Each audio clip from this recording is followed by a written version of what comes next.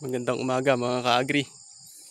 Mag-spray tayo ng insecticide dito sa ating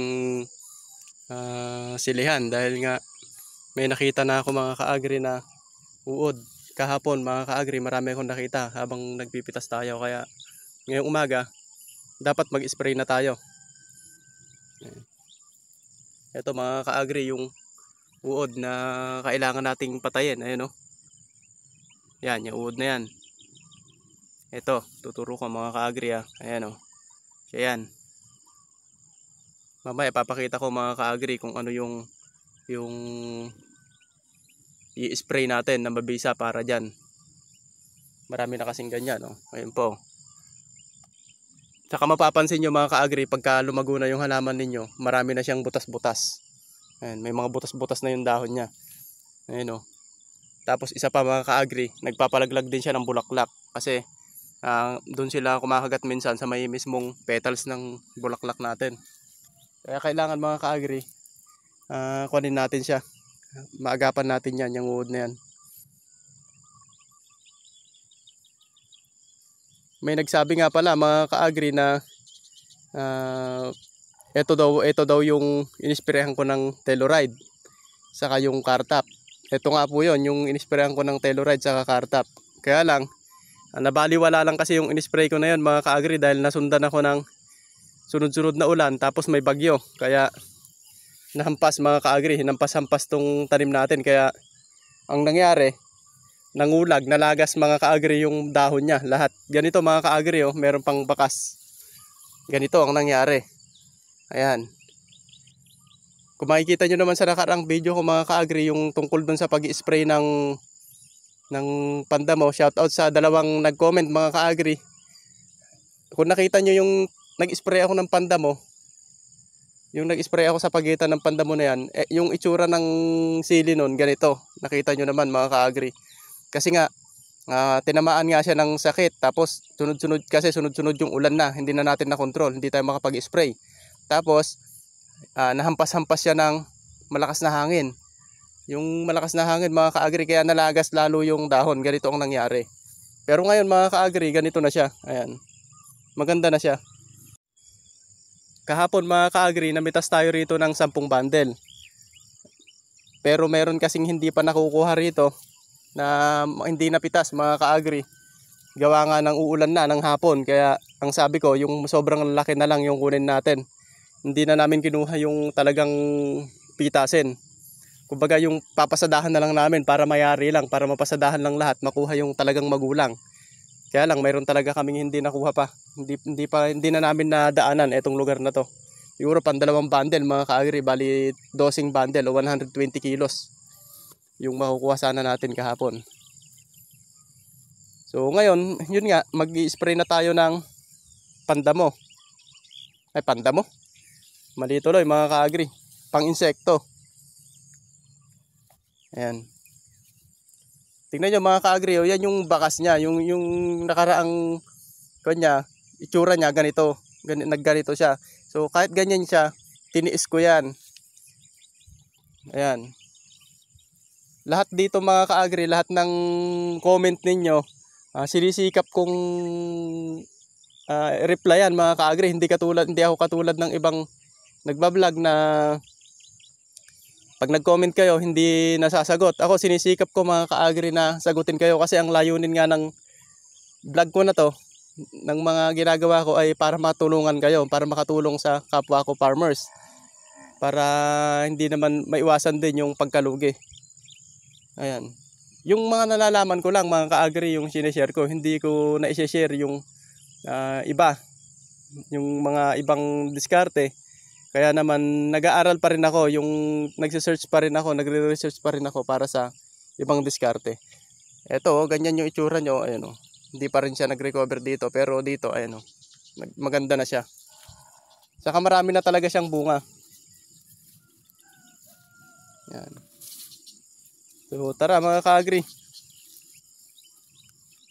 Huwag nyo sanang isipin mga ka-agri na gumagawa tayo ng kwento rito, mali-mali yung tinuturo natin. Sa totoo lang makikita nyo naman mga ka-agri kung mali yung tinuturo natin. o base sa sinasabi ko mga ka-agri. Makukuha nyo naman yan, malalaman nyo yan. Ayan. Ang daming bulaklak mga ka-agri, tapos dahil nagpitas na nga tayo kahapon, ganyan na siya. So tara mga ka-agri, timplahin natin yung yung insecticide. Dito tayo magtitimpla mga ka-agri. Nag-i-spray sila ng sibuyas nila, yung punlaan nilang sibuyas. Ayun, ang gaganda. Ganito magpunla mga ka-agri ng sibuyas dito. Ayan. Hindi ko alam kung ilang araw to mga ka-agri, pero palabas pa lang siya.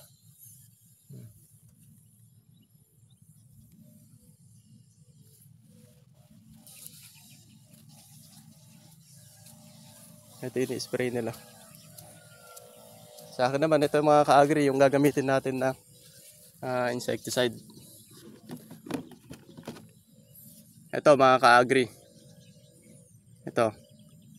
Ang gagamitin natin binebia. Kasi ngayon mga ka-agri, sobrang dami ng uod. Kaya kailangan ma-one hit natin siya. Ito mga ka-agri, 2 beses lang dapat ito ginagamit. So gagamitin natin to ngayon. 1 beses na lang natin siya gamitin sa isang cropping. Sa isang season mga ka-agri, 2 beses lang. Tapos ang pinapatay nito mga ka-agri, yung pinakita ko kanina na uod.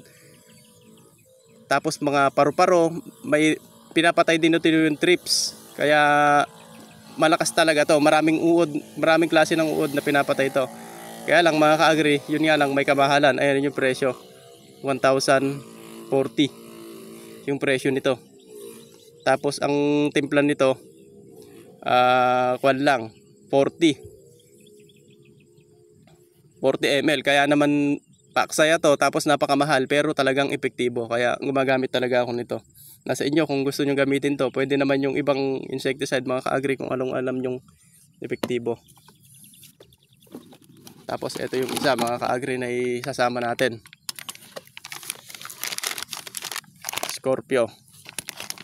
Ito mga ka-agri, mabisa rin to kahit saan. Kahit sa pusa at aso. Ayan. Maraming pinapatay ito mga ka-agri. Kwan din, marami rin siyang kayang patayin. Katulad ng mga, ayan o, cutworm. Yung mga yan. Nakikita nyo na mga ka-agri, meron din siyang trips. Ayan o, kaya niya rin patayin yung trips.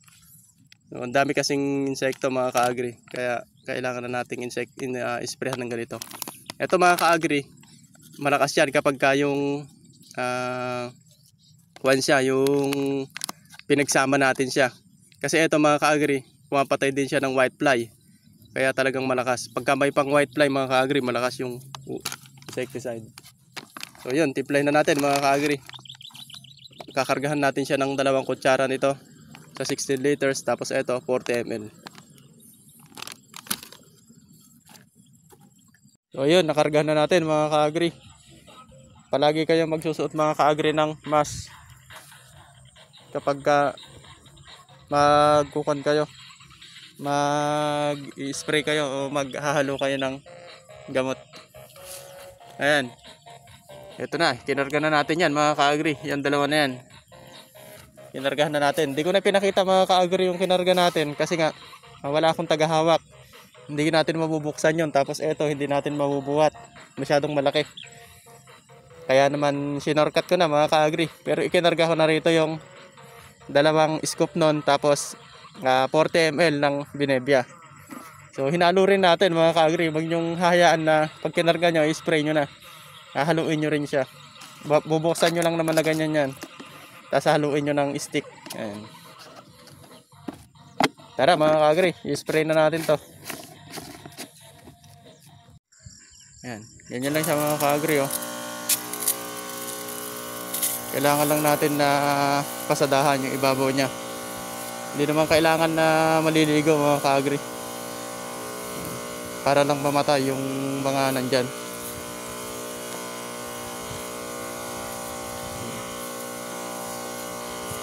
Mamatay na yan mga ka-agri. Power spray sana mga ka-agri, kaya lang nasira yung power spray natin.